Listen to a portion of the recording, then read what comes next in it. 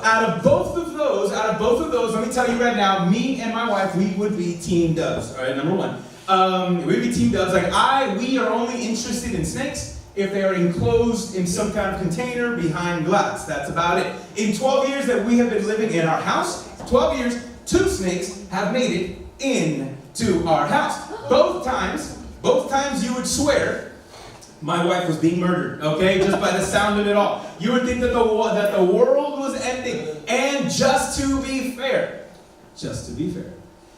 I was not the epitome of manliness as I removed both snakes from the house, okay? I was not the epitome of manliness in those scenarios. But here's the thing, when we all know what to do when we find snakes in the home, right? Trap it, get rid of it, right? We all know what to do when we find a snake in the home. And I think we know what to do with snakes when we find them in the Bible.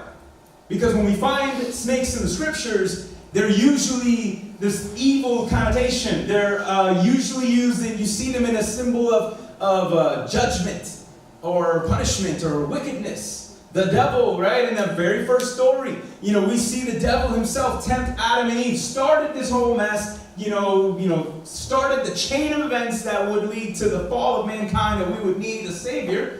And he did it in the form of a serpent. So regardless if you believe in that story or not, I just want you to know Jesus did, and we do too. And but there's that symbol. You guys get the idea that the devil and evil and wickedness tends to be associated with a snake, right? Tends to be associated with a snake. And so we think, okay, we know what to do when we find snakes in the Bible. But then here Jesus tells his believers, I need y'all to be like snakes too. I'm like, wait, Jesus, what? How's that? How's 2 and 2 plus 5 equals 5? Wait, well, how does that work? I don't get that. And so, there is something that we can learn from that today. And you can see at the point of it all, which we're going to see, which is the theme of this series, is how to share your faith without fear. I know a lot of you would probably love to learn how to be able to share your faith better. But the thought of doing it sometimes rises up a little fear inside of us. And so today, what we're going to do is have the mindset. We're going to look, because Jesus uses these 2 animals to help his believers to have the proper mindset on how you are to share your faith so you can do it without fear. And guys, this proper mindset is huge, because without this understanding, check this out, without this understanding, you are going to represent the good news in a bad way. Or you can reduce the good news to a really good secret. All right? And that's not what Jesus wanted. And that's not what he expected of his people back then. That's not what he expects of us. Because good news is meant to be good news. When you got good news, you love to share it. You love to post it. You want to Instagram that story all day, right? Facebook Live, whatever it is. You want to tell people. Because this good news is good news. All right? Trust me. If you won the lotto, well, I don't know if you tell people. I wouldn't. I'm going to be honest. If I won the lotto, I'm going to tell anybody. I was like, But I know if it was good news, this baby, we're pregnant, a new house, new job, I got a bonus, all those things, I'm pretty sure you'd be excited. You'd say those. And so we're going to come down here because this mindset Jesus knows, and he wanted us, and he was going to be very clear not to mess around. And this was serious. And so let's look at what he had to say. In fact, not only what Jesus had to say, we're going to look at what Matthew had to say. Matthew was the one that actually recorded this gospel scripture that we're writing down. Matthew was the author of the Gospel of Matthew, which is his retelling of the accounts, because he was there. He was in this conversation with Jesus. He was being told, Matthew and the whole crew, y'all need to act like snakes and doves when you go out in the world. And see, Matthew, I bet you, was an interesting person. And he must have processed this differently, because, see, before he was a Jesus follower, Matthew was a snake. He was a snake, for real. He was a tax collector. He was a Jewish tax collector, meaning he was a Jew who worked for Rome to impose taxes on his own people. And so Matthew was a snake in a bad way. Matthew would hike up the prices, because all tax collectors, it was a good gig. You made some serious money, because you would manipulate. This wasn't like Google. You can just check up, do what is my tax rate, right? And you don't got customer service of the Roman Empire to call them and say, hey, is my refund on its way? Like, none of that was happening. You weren't getting refunds. You were getting ripped off, okay? Every time. You know, back now our tax code is, woo, I'd take this one all day compared to that one. Okay, here we get refunds. There they get ripped off all day. And so Matthew was that snake. He made some money. And he was seen as a traitor by his own people. I was like, yo, And here Jesus one day walks up to Matthew and says, hey, Matthew, I know what you're doing. I know why. I know you care about this. And you thought that money was going to make, you're going to, make some money and live, right? So Matthew, I got a question. You want to make money? You want to make a difference, Matthew? And he goes to Matthew, come follow me. I know you be snaking him lately, but I'm going to give you a second chance, Matthew. You want to shout? And he did. And Matthew was never the same again. And so here now, Jesus says, hey, I want you to be a snake, Matthew, and all you other, but you got to look at the whole context. This is a rough conversation that it's actually so much, I struggled with this. Because I want to only talk about a little bit, but I felt like I have to give you a context. So I'm going to speed through the rest of this chapter to give you a flyover overview, because it gives the weight of what this statement means. And so let's see what Jesus told Matthew. Matthew recounts here. He said, behold, we're going to look at Matthew 10, verses 16 and 20. Jesus is the one talking. And Jesus says, I can't even find it in my own Bible. There it is. That's not right. Matthew 10, 16 through 20. I think I might have missed it. Oh, there it is, 16. Behold, I am sending you out as sheep in the midst of wolves. So be wise as serpents and innocent as doves. There it is. Beware of men, for they will deliver you over to the courts and flog you in the synagogues. And you will be dragged before governors and kings for my sake, to bear witness before them and to the Gentiles. When they deliver you over, don't be anxious how you are to speak or what you are to say. For what you are to say will be given to you in that very hour. For it is not you who speak, but the Spirit of the Father speaking through you. Wait, time out. What are they going to do to us? I was like, did you catch all that? I was like, wait, what? They're going to kill you? Sit. Flog? Okay. I mean, I don't know if y'all know flogging. Okay, look, all right, did anybody ever get, okay, no, it's not it actually. Admit that, because then we might have to pray for some inner healing, or so we can if you need it. But there's people who've gotten, beat by mom and dad with a switch, okay? A little stick, a little branch from the outside, right? Yes, sir. And so, we're not going to talk about that right now, but if we got prayer, we can pray for you. It's okay. But listen, there's people who imagine getting spanked with a switch or something like that. I mean, Hispanics, us was usually a little sandal, cell phone, whatever was nearby. Mom didn't care. And so, right, that's kind of the deal. But whatever it is, not cell phone, the wireless phones. Okay, or the ones with the cord, just wing, bring that junk back. And so, these Hispanic moms are pros. Anyways, and so, imagine getting hit with a switch, but this is now a whole lot larger of a switch, and they're not just leaving a little welt, it's ripping skin from your back. I mean, this was for real. So here Jesus says, hey, I'm going to send y'all as sheep among wolves. Time out. I already know who's going to win that fight. Think about that really quick. I was like, wait, sheep versus wolf? That's a no-brainer. Wait, what's going down, Jesus? Hey, don't, beware, be careful. Hey, they're going to drag you out here, they're going to beat you, they're going to do this, turn you over, snitch on you. I'm like, time out. Like, there's a lot going on in this short phrase, and here Jesus, listen, he does not want to be, he does not want his people to be naive. He's saying, listen, I'm sending you out into this world, and there's wolves out there. Now, he's not feeding us to the wolves, okay? Did you catch that? I'm sending you in the midst of wolves. He is not feeding us to the wolves. This is not a punishment. This is not condemnation, even though this does happen. By the way, there's every year, there's a bunch of 18-year-old graduates from high school that walk off the church campuses and walk on to college campuses as fat little sheep and get consumed by wolves every year. And these high schoolers, these young adults are not losing their faith because their faith wasn't good enough. A lot of times their faith was not tested when they were younger. They were not shown different sides. They were just said, well, to believe because to believe. And they thought, well, my mom believes that, I guess that's good enough for me. And they were never tested. They never applied it. It was a hobby faith. And so they walk on, every year, fat little Christian sheep walk on college campuses to be devoured by wolves who are looking to wreck There's some professors out there who pride themselves on making Christians cry. Okay, they just are. But here's the thing. We don't have to fear those wolves. That's the whole point. When Jesus says, beware it is, but don't fear that. Okay? There's people out there, not just people, because there's a spirit behind it all. Okay? So, it's not the problem isn't the people. The problem is darkness.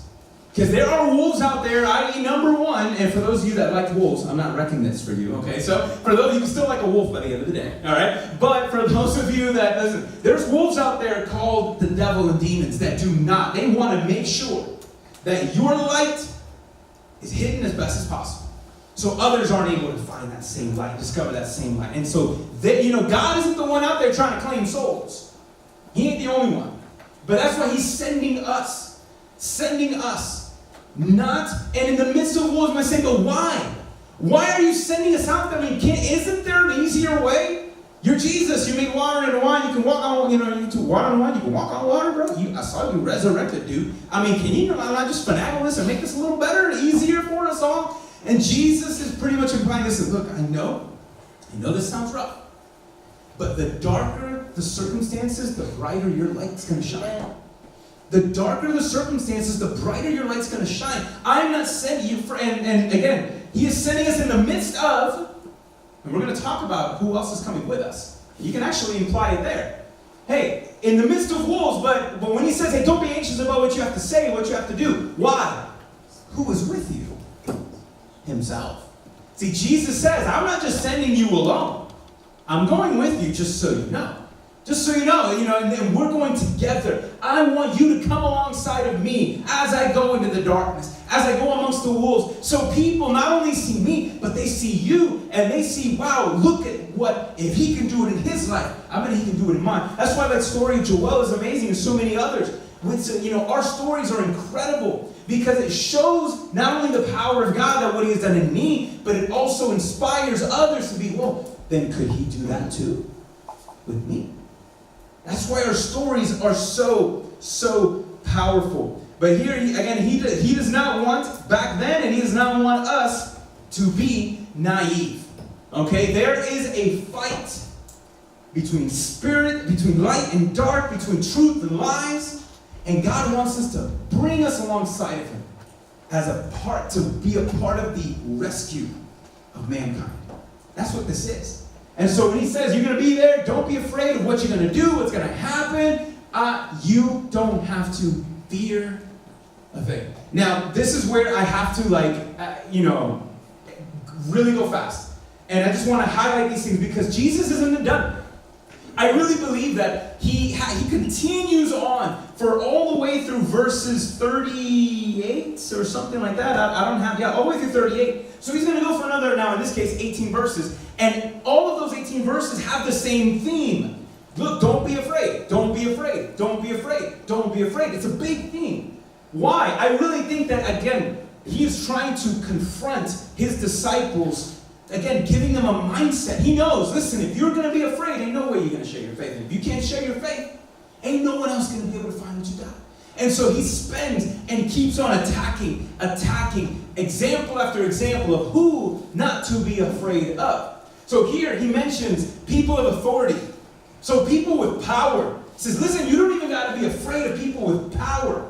If you have to be, if they come at you or this or that, you don't even have to be afraid of influencers. People who could eviscerate you on Twitter or Instagram, right? The internet is amazing, right? The internet is amazing, and you can be either famous or infamous in like this, right? You do one thing, and the world knows who you are. In fact, we saw a video that was our friends had shared of an altercation that happened. I think it was in the Keys, Love, or was it? In Vero Beach. In Vero Beach, and it kind of got a little viral, and now, this lady was being one way, and this guy was being a different way, and the dude filmed it on, posted it on, and now, the world knows who this lady is, everybody knows, well, apparently most people know who Joyce is, and so it's crazy, and so it's like, you can be famous or infamous, like this, but he's saying, listen, you don't got to be afraid of powerful people.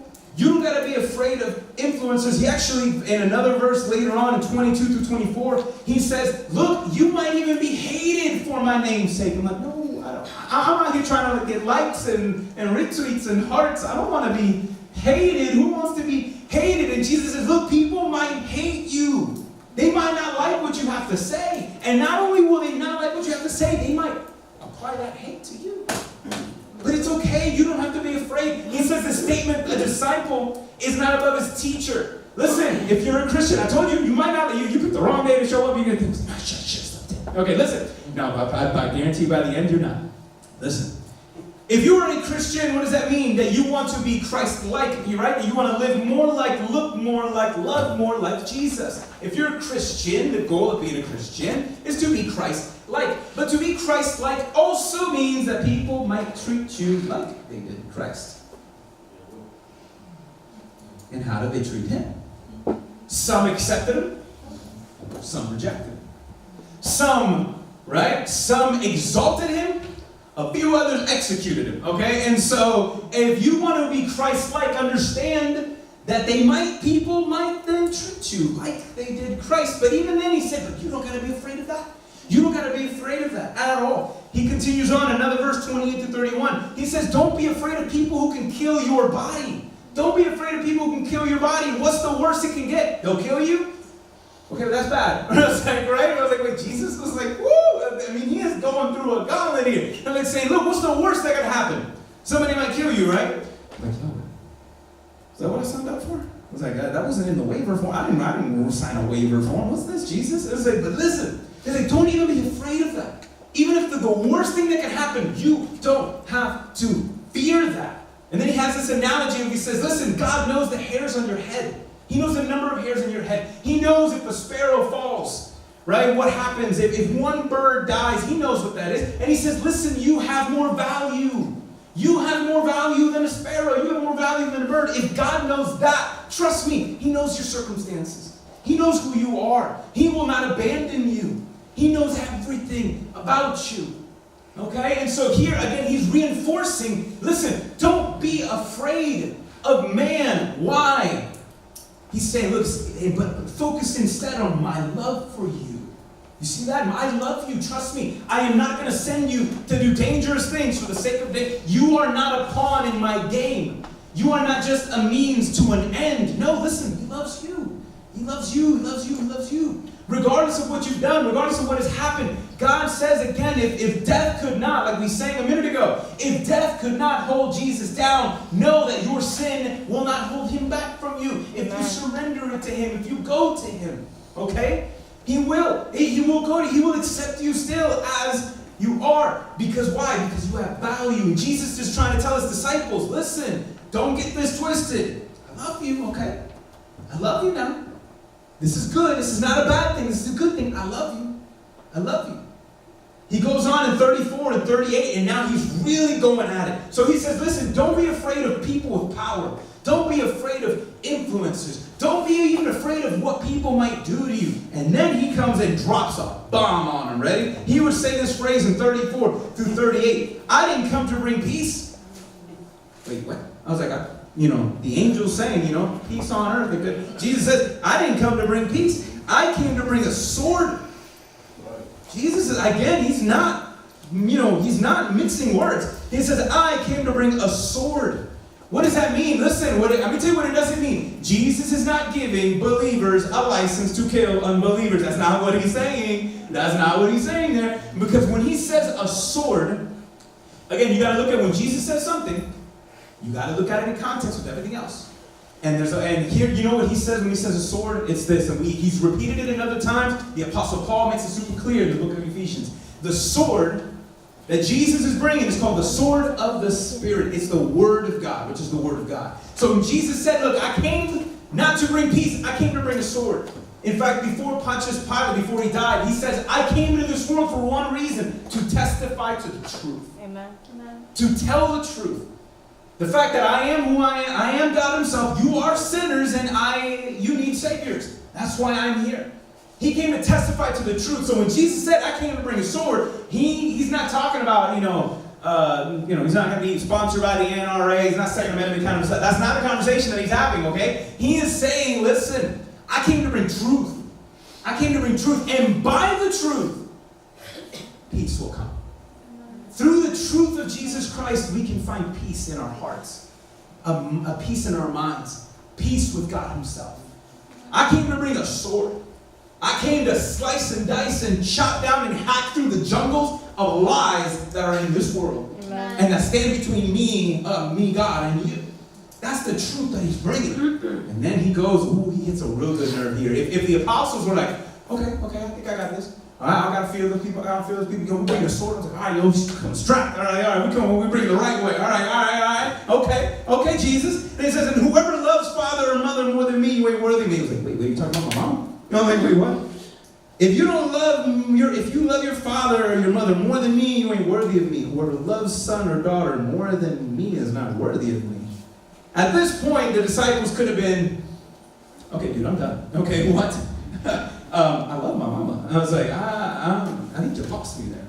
And so in some translations, guys, it actually says he who hates, you have to almost like hate mom or dad. Some translations say that. It's hard to find sometimes the right phrasing because this is originally written in the Greek. And so let me just give you a heads up here, okay? If you ever read that in a translation, it says he who hates, you have to hate mom and dad to love me, hate your kids to love me. No, God's not talking about hate. Because again, look at the context. Jesus says you love God, love others, so you can't, how can love and hate coexist? He is saying, listen, your love for me, your loyalty for me should be so extreme compared to your loved ones that it should look as night as day as love and hate. All right, and so our love and our dedication to who God is shouldn't be like the difference between dusk, sunrise, and sunset. Okay, I mean it has to be like night and day, so extreme. And why? He is not saying we need to not love mom and dad. Some of y'all thinking, oh wait, I don't have to do that. I was like, no, you have to. Okay, honor father and mother. It's all still goes. It's all still connected. Listen, you gotta love your kids. You gotta love your family. But now he's going to the core, even more to the root. Listen, because when he is saying, he talks about truth and the sword and family. They're saying, listen, what you stand for. What if what you stand for? What if the people you love most aren't even on board? Who are you going to choose? Who are you going to follow? Listen, as believers, because we love our relatives, because we loved our loved ones, we should not abandon the truth because we know that the truth is going to be what's best for them. Amen. And so Jesus is saying, listen, even the people that you love and respect the most, if they don't like what you have to say, you got to stick with me, though. You got to stick with me. So Jesus, in this whole context, when he says, I'm sending you as sheep among wolves, and you got to act like serpents and doves. Do not be afraid. It's literally over and over again. Don't be afraid of people with power. Don't be afraid of politicians. Don't be afraid of strangers, okay? Don't be afraid of when you have to share your faith. I don't know who this dude is. Don't be afraid of those people. Don't be afraid of people who could literally hurt you. Don't be afraid of people who might roast you on Twitter. Don't be afraid of people who can do all these things. Don't even be afraid of your family. Hang in there. Hang in there. Don't be afraid of those things. And then he says this statement, not only, and he who can't pick up his cross is not worthy of it. Now, we read that as Christians, and we interpret that a certain way, because we know Jesus died on the cross, and what that means, but just stop and put yourself in Matthew's shoes at this moment. Jesus hasn't died on the cross yet. The apostles, the disciples, don't know that Jesus is going to die on the cross. And so when he says, you got to be willing to pick up your cross to follow me. The cross nowadays, we wear a cross as jewelry on t-shirts. It's fashion. Why? Because it's a symbol of victory. It's a symbol of love. Even secular people wear it because they know, man, if they couldn't, the Roman army power tried to take out the message of Jesus, and 2,000 years later, this dude's still ticking, or this movement hasn't died. Even secular people understand the cross, the symbol of the cross has changed. Because that, before Jesus, he redefined the definition of a cross. Because before Jesus, the cross was the ultimate torture weapon for the Roman Empire. The cross was death. The cross was humiliation. The cross was shame. So when Jesus says, you got to be even willing to pick up the cross, he is literally telling them, you can't even be afraid to die for this. Yeah. Tanya, this is heavy stuff today. You can't even be afraid to die. There was no promise of resurrection, okay? Not yet. That hadn't happened yet. So the apostles understand. It was like, oh. Not only should I not be afraid of people that I know, that I don't know, influencers, I don't even have to fear death. I shouldn't have to. Jesus was playing. He wasn't playing around. I mean, he was laying it thick. He wants people to have, look, this is the mindset you need to have. When you have to share your faith, you don't have to fear. You don't even have to fear death itself. Now, what he is not saying is, because some Christians over the years and over generations have interpreted that. And they think that, oh, well, I want to die for Jesus. And people look for ways to die. Listen. No, okay? Don't do that. Don't do that, okay? You don't have to look for ways to die. So some of y'all are like panicking. I was like, if you're not a Christian, you'd be like, they're going to pass the Kool-Aid really soon, aren't they? Oh my gosh, what is this? Listen, we ain't doing that. We ain't popping pills and going that night, okay? That's not going to happen, okay? Listen. Jesus is not telling his disciples, look for ways to die.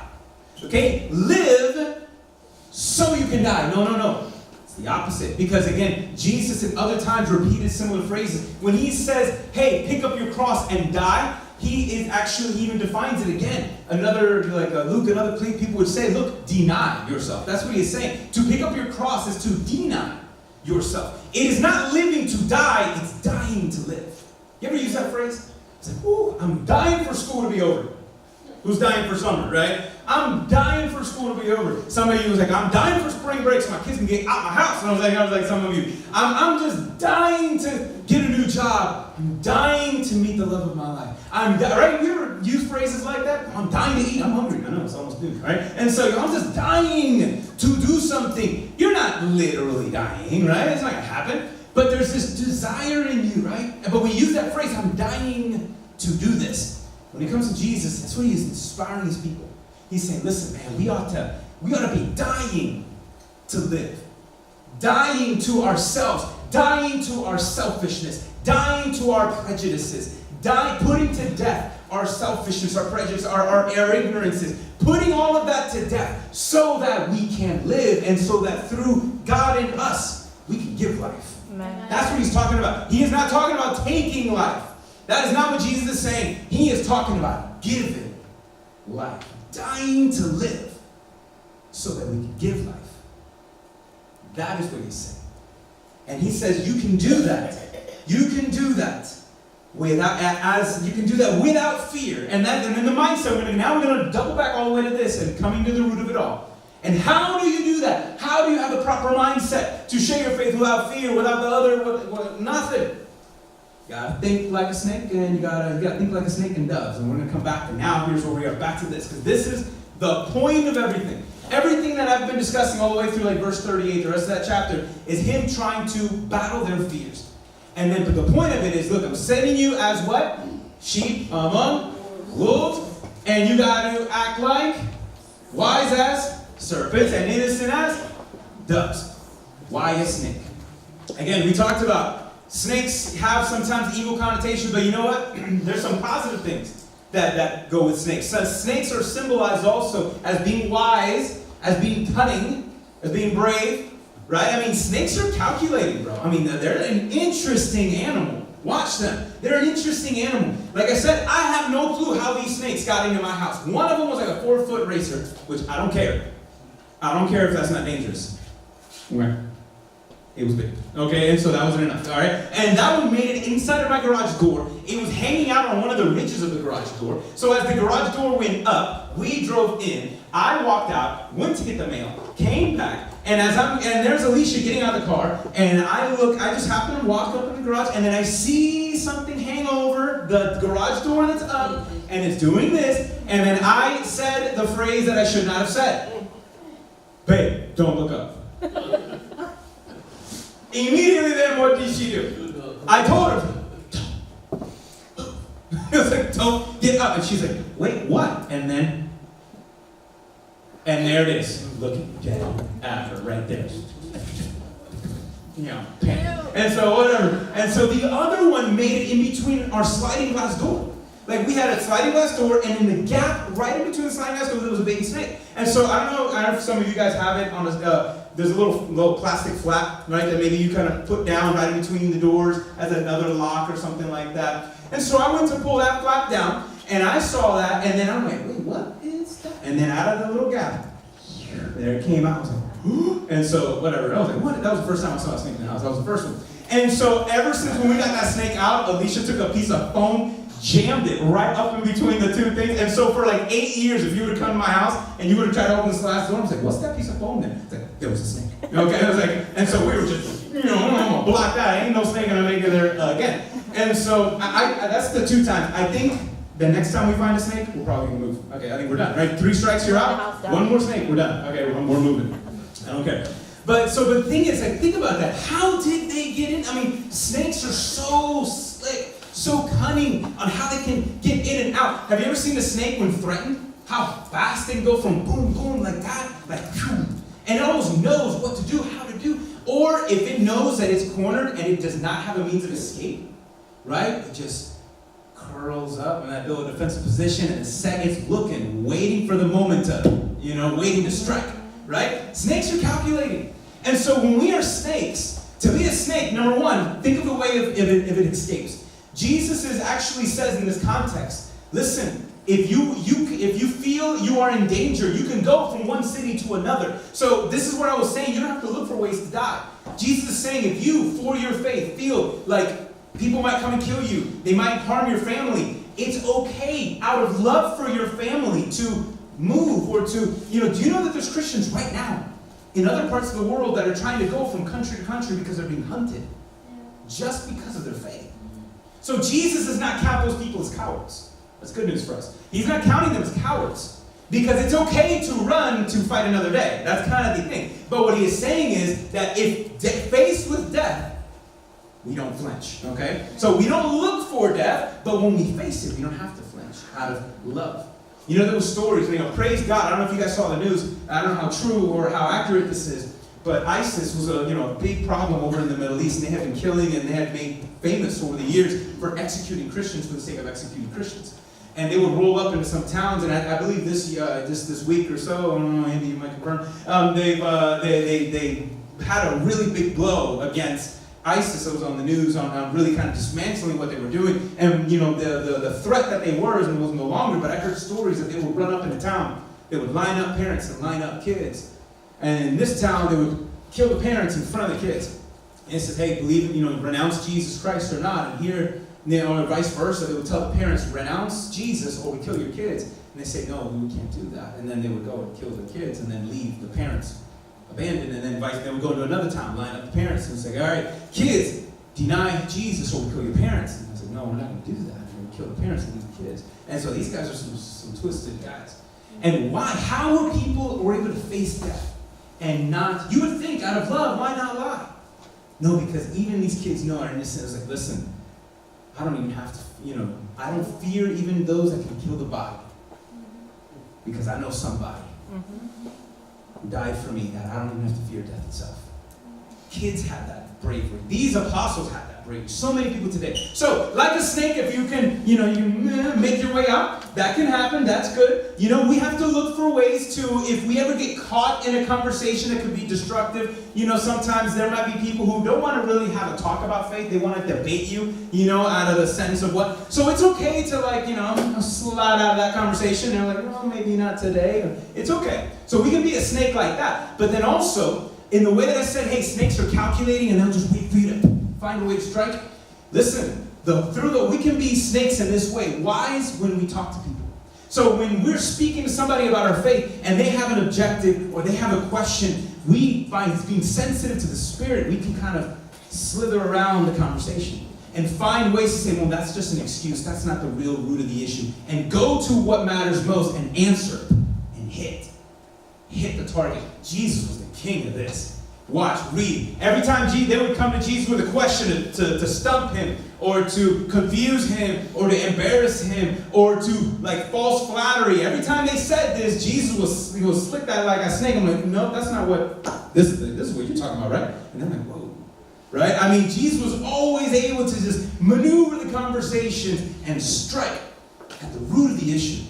So when he says be wise like snakes, be wise on how to engage people, when to engage, when not to engage.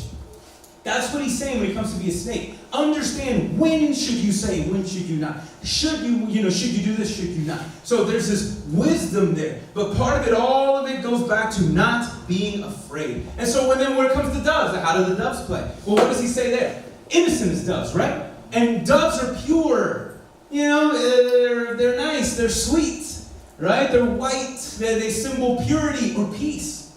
So he's saying, listen, how can you be like a dove?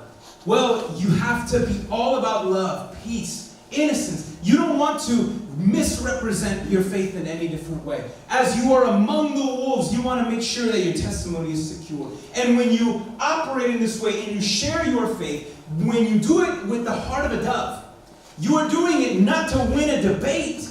You're doing it to win a soul. You see the love there. Like, it's true love. There's compassion. If somebody hates you, you are not going to respond, again, with hate. Because how did Jesus respond to the people that hated him? He died for them anyways. And said, forgive them because they don't know what they're doing. That's a dove. That's being like a dove. It's understanding, seeing past the pain, past the argument, past it all. So to be a dove is to have that heart, is to have that compassion. In fact, I wrote this down. I want to make sure I say it right. Listen, sharing your faith like a dove means this, okay? Sharing your faith like a dove means that we see others as people to be loved, not problems to be solved. You get that? That's what it means to be a dove. Sometimes when we have these debates, even as Christians, we may walk up and be like, hey, you have a problem. You're a sinner. I'm here to save you. No, listen. We cannot look at people as problems to be solved. We have to always look at them as people who need to be loved. That's what it means to be a dove. So it means to share your faith, looking at people, not as problems to be solved, but as people to be loved. This is why, look, this helps us to listen without judgment and to speak without having to force a conclusion so that they can draw their own conclusions. Listen, you cannot save people for the sake of saving people. It is the Spirit of God that draws them near. And listen, people know. People know when you're trying to have a conversation and you're even, you can tell, man. When somebody's judging you already, and they're not even listening to you, they're judging you, they're waiting to respond to you, they're not really listening. Yesterday we were at a garage sale. It's one of the most, humbling things ever to do a garage sale. Because strangers walk up to your stuff, they look at your crap and judge your crap. And that's what it is. And so being a garage sale is a humbling thing, especially when they look at all of the stuff that you have bought, all of the things that represent you, and they look at everything and be like, thank you. And they walk away. They're like, my stuff ain't worth a dime to you, bro? For real? Really, when they look at your stuff and walk away and say thank you, what they're saying is, no thank you, right? Like, no thank you. I don't even want to spend a penny on your stuff. That's humbling, right? That's humbling. And so the thing is, when we have to have this conversation, as we have a conversation, we are literally showing love. We're not calculating, waiting. When am I going to drop this Jesus line on them, right? I was like, And it's like, no, we're not judging them. They really feel like we're listening. And Jesus gives both animals. Why? Because you need both. If you are all snake and no dove, you're dangerous. If you all snake and no dove, you know what you're doing? You're just waiting, looking for people, right? And when you bite, you're going to bite them and you're going to inject venom into their life. Okay? If you are all snake and all truth and no grace, you're dangerous. You cannot be all snake and no dove.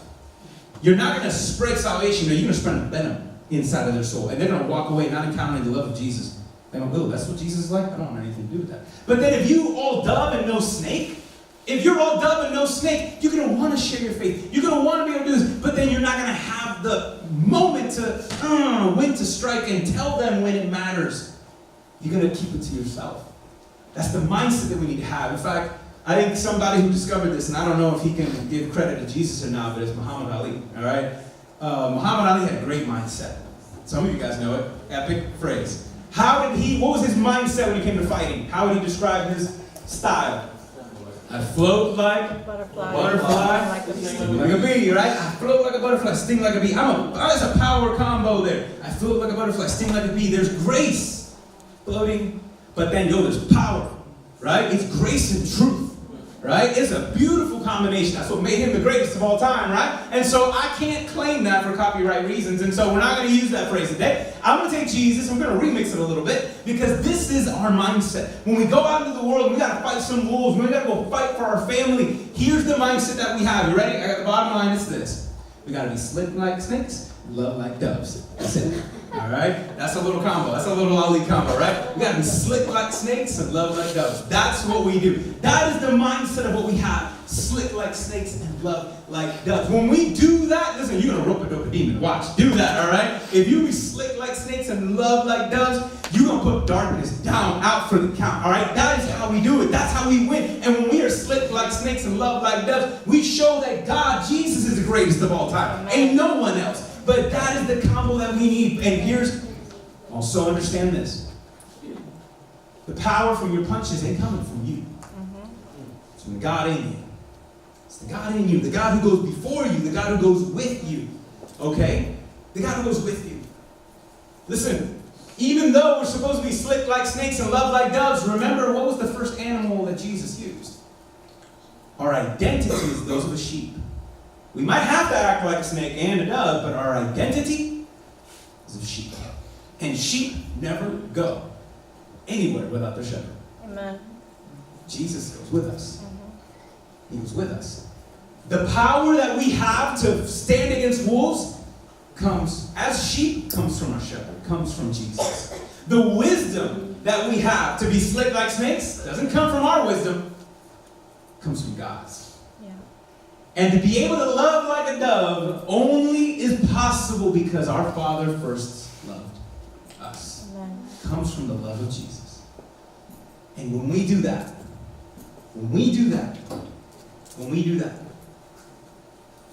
it is through that love and through that wisdom and through that grace and power that God will not only give you life, but through you, give others life.